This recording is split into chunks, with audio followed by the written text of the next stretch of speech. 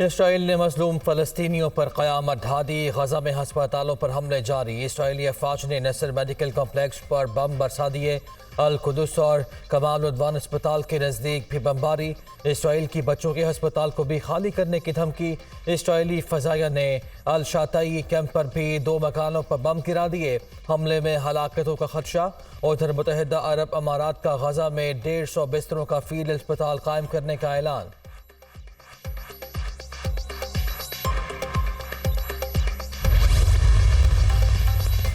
सेहूनी forces के वहशियाना हमले जारी। गजा के 2 जनूबी शहरों पर बमबारी। रफा और खान यूनिस के करीब बमबारी की गई। 23 अफराद शहीद, मुतादिद जख्मी। हमलों में रिहायशी इमारतों को निशाना बनाया गया। इसराइली फौज की एक बार फिर गजा के लोगों को जुनूब की तरफ हिजरत करने की धमकी। फ़ज़ाई हमलों के साथ साथ ज़मीनी कार्रवाइयाँ तेज़ कर रहे हैं तर्जुमान इसराइली फौज।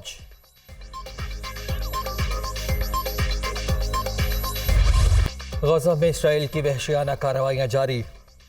24 घंटों में मजीद 306 फ़लस्तीनी शहीद, 78 ख़वातीन और 139 बच्चे शामिल। मजमूई तौर पर शहीद फ़लस्तीनियों की तादाद 10,000 से बढ़ गई। शहदा में 4,880 बच्चे और 2700 से ज़ायद ख़वातीन शामिल। 32,000 से ज़ायद ज़ख्मी। 15 लाख शहरी बेघर हो चुके। तिब्बी मराकज़ और एम्बुलेंसेस को तहफ़्फ़ुज़। इसराइल को अस्पतालों पर बमबारी से रोका जाए। फ़लस्तीनी वज़ारत सेहत का अक़वाम मुत्तहिदा और रेड क्रॉस सोसाइटी से मुतालिबा। इसराइली वज़ीर आज़म का भतीजा यार नेतन्याहू गजा में हमास के हाथों हलाक। इसराइली वज़ीर आज़म का भतीजा गजा में अल-क़साम ब्रिगेड के हमले में हलाक हुआ।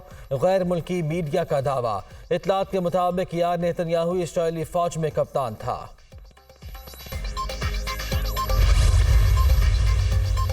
अमरीका की गजा पर इसराइल के ज़्यादा देर तक काबिज़ रहने की मुखालिफत। अमरीका गजा से फ़लस्तीनियों की जबरी नकल मकानी की हिमायत नहीं करता। तर्जुमान अमरीकी नेशनल सिक्योरिटी जॉन कर्बी की गुफ्तगू। अमरीका गजा से फ़लस्तीनियों का जबरी इनखला नहीं चाहता। अमरीका की मेज़ पर फ़लस्तीनियों को नई जगह पर आबाद करने का मंसूबा मौजूद नहीं। इस मामले पर इसराइल को अमरीकी हिमायत हासिल नहीं। तर्जुमान अमरीकी दफ्तर खारिजा वेदांत पटेल।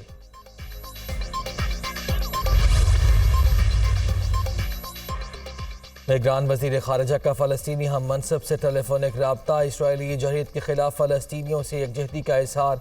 जलील अब्बास जिलानी ने कहा कि इसराइल की वहशियाना बर्बरियत में फ़लस्तीनी तन्हा नहीं है। पाकिस्तान फ़लस्तीनियों से मुकम्मल इज़हार यकजहती करता है। जलील अब्बास जिलानी का फ़लस्तीनी हम मनसब से पाकिस्तानी अवाम और हुकूमत की जानिब से इज़हार ताज़ियत। फ़लस्तीनी वज़ीर ख़ारिजा का हिमायत और इमदाद भिजवाने पर पाकिस्तान से इज़हार तशक्कुर।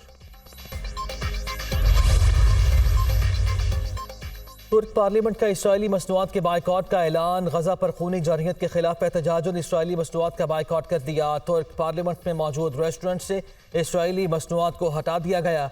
तुर्की की पार्लियामेंट की जानिब से फैसला अवामी राय के बाद किया गया।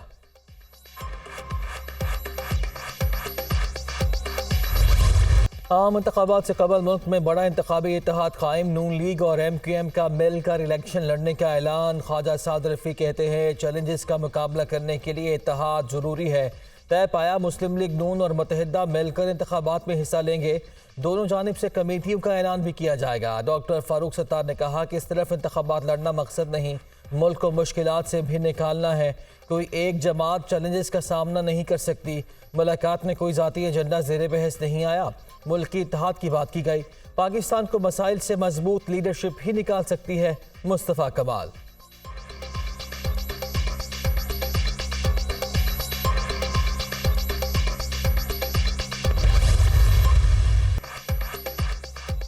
MQM से इश्तराक मुल्क को कौम को मसाइल से निकालने के लिए मुस्बत पेशरफ्त है। हमें सिर्फ पाकिस्तान की तरक्की चाहिए। हर इलाके की तरक्की हमारी तरजीह रही है। लवारी टनल हो या हज़ारा मोटरवे, हमने ही पाकिस्तान को ये मंसूबे दिए। कभी इम्तियाज़ बरता ना बरतेंगे। कौम की हालत देख कर दिल दुखी हो जाता है। शहबाज शरीफ को ऐसे वक्त में जिम्मेदारी मिली जब मुल्क अमली तौर पर दिवालिया हो चुका था। अब माशी तरक्की के लिए डबल स्पीड से काम करना होगा। नवाज शरीफ की MQM के वक्त से मुलाकात के मौके पर गुफ्तगू। कराची के फलाही मंसूबे नवाज शरीफ के दिल के हमेशा करीब रहे हैं। मुस्तकबिल में MQM के ताउन और इश्तराक से कराची और सिंध के आवाम की भरपूर खिदमत करेंगे। शहबाज शरीफ की गुफ्तगू। नून लीग और MQM के वफूद की मुलाकात में क्या हुआ, दुनिया न्यूज़ अंदरूनी कहानी सामने ले आया। MQM ने मरियम नवाज को कराची से इलेक्शन लड़ने की तजवीज़ दे दी। मुत्तहिदा की जानिब से मरियम नवाज की कैंपेन चलाने की पेशकश। नून लीग ने मुशावरत के लिए वक्त मांग लिया। MQM रहनुमाओं ने नवाज शरीफ को दौरा सिंध के दौरान अपने हेडक्वार्टर आने की दावत दी, जो नून लीग की कायद ने कबूल कर ली। मुल्क में सियासी कशीदगी के खात्मे और दीगर जमातों के साथ रवादारी को फ़रोग देने पर भी इत्तफाक। नवाज शरीफ की जानिब से सिंध के नायब सदर बशीर मेमन को MQM की क़यादत से मुकम्मल राब्ते में रहने की हिदायत।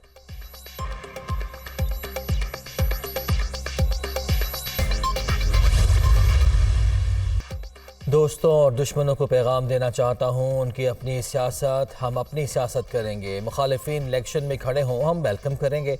चेयरमैन PTI को इसलिए नहीं हटाया कि हमें पावर की ज़रूरत है, हमें आवाम के हुकूक और मुल्क की तरक्की की ज़रूरत है। PTI की हुकूमत ने अपने दौर में कोई काम नहीं किया, हमने हमेशा आवाम की खिदमत की। समंदर के पानी को साफ करके लोगों को फराहम करेंगे। आसिफ जरदारी का घोटकी में खिताब।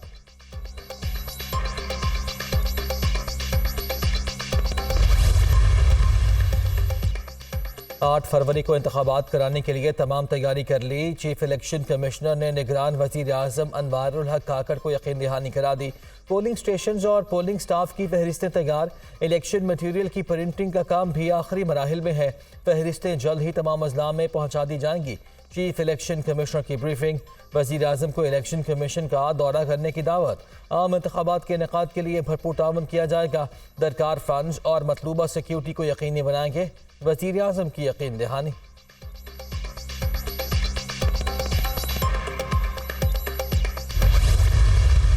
स्मोक की सूरत हाल पर पंजाब हुकूमत का जुमे और हफ्ते के रोज़ छुट्टी का ऐलान। लाहौर डिवीज़न, गुजरावाला, हाफिजाबाद और नारोवाल में इतलाक होगा।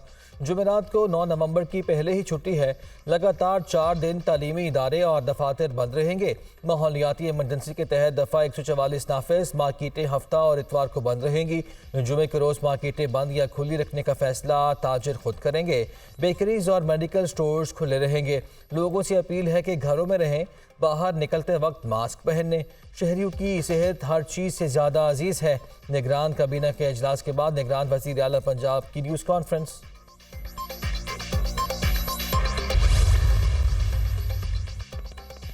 जहलम में पाकिस्तान आर्मी राइफल एसोसिएशन के मुकाबलों की अख्तामी तकरीब। Army chief general Syed Asim Munir मेहमान खुसूसी। सरबराह पाक फ़ज़ाया air chief marshal Zaheer Ahmed Babar Sidhu guest of honour थे। आर्मी चीफ ने निशानाबाजों की बेहतरीन महारतों को सराहा। बेहतरीन निशानाबाजी एक फ़ौजी का तुर्रा इम्तियाज़ है। फ़ौजी तरबियत में निशानाबाजी बुनियादी हैसियत रखती है। आर्मी चीफ का खिताब। मुकाबलों में 2000 से ज़ायद निशानाबाजों ने हिस्सा लिया। Army chief of air chief ने ट्रॉफीज, अवार्ड्स और मेडल्स तकसीम किए। पाक आर्मी ने 4 कैटेगरीज के मुकाबले जीत लिए। पाक बहरिया दूसरी और पाक फ़ज़ाया तीसरी पोजीशन पर रही।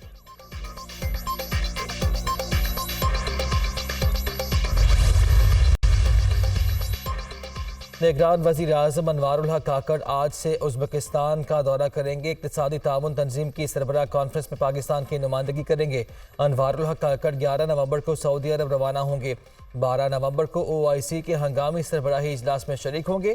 फ़लस्तीन की सूरत हाल पर पाकिस्तान का नुक्ता नज़र पेश करेंगे।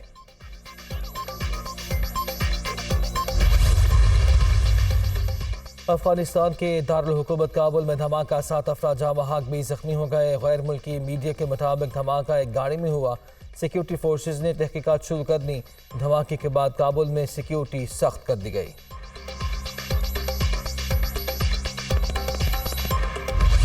वर्ल्ड कप में मैक्सवेल ने तारीख रकम कर दी। यकीनी शिकस्त को जीत में बदल दिया। ऑस्ट्रेलिया ने अफगानिस्तान को 3 विकेटों से शिकस्त दे दी। अफगान टीम का 292 रन का हदफ कैंगरूज ने 7 विकेटों पर पूरा किया। 91 पर 7 विकेटें गिरने के बाद ग्लेन मैक्सवेल ने वहां संभाला। अकेले ने टीम की नैया पार लगा दी। 128 गेंदों पर 201 रन की तारीखी शानदार पारी खेली। अनफिट मैक्सवेल की इनिंग्स में 10 छक्के और 21 चौके शामिल। हदफ के ताक़ुब में डबल सेंचुरी करने वाले दुनिया के पहले बल्लेबाज बन गए। भारत और जनूबी अफ्रीका के बाद ऑस्ट्रेलिया वर्ल्ड कप सेमीफाइनल में पहुंचने वाली तीसरी टीम बन गई।